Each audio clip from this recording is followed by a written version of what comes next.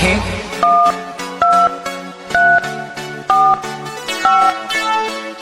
बिना ताम ते घर से बाहरी नत निकली, भैंस दुही त सैनिटाइजर लगाते दुही। बिना दाबी लगाते घर से बाहरी मत निकली, थोथुन मत न तो उठा ले जाई। जो भी धराई न मिला के दादा वो सब पीटोन में धइले इसी सितम सभा मोबाइल में पहिले बा सरकारी चलाई तो हम देखें।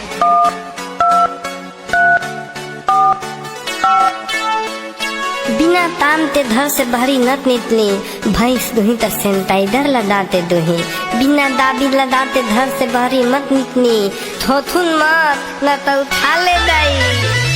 जो भी धराई न मिला के दादा वो सब पीटोन में धइले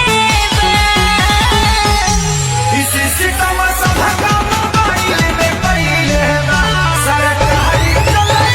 हम बन गाँव में आ तू बाडू टाउन में, हम बन गाँव में आ तू बाडू टाउन में, लागत जवानी कोटी दर्द करी हैया करे ए सखी जब जब सैया करे परी दर्द करी हैया करे।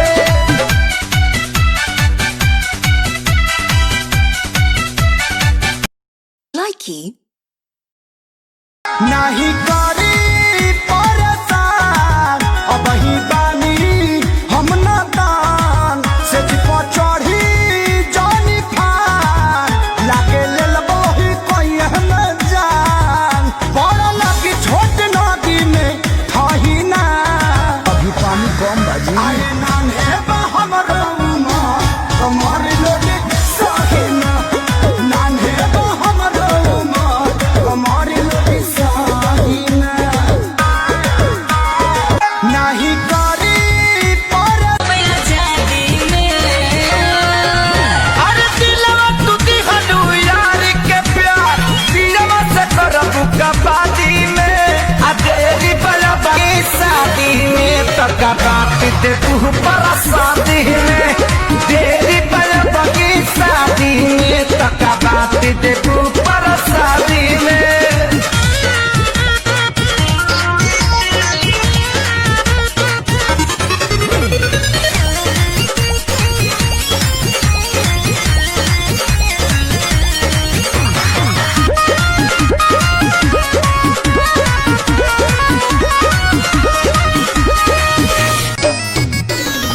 दही के नदिया के तोहरा बिलार रखबार भइल राजा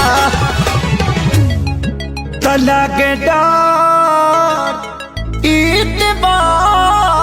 ईदवार तलगे डर ईदवार करी घातिए राजा दिन रात रहे छतिए पर हाथिए राजा लगे डर ईदवार करी घातिए राजा दिन रात बाजो थोई डीजे होई दीवाना के कुर्ता लोरवे से भीजे पोछ लो हे पोछ लो तोहरा दुआरा पर बाजो थोई डीजे हे दीवाना के कुर्ता लाइकी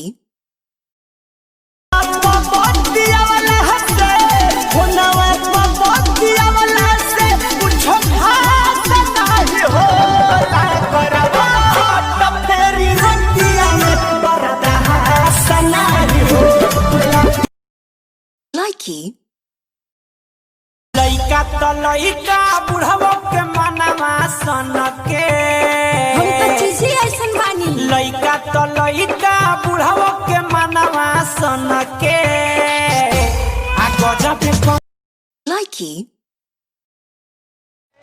आएगी जब जब दिवाली मिलकर दीप जलाएंगे चुनरी की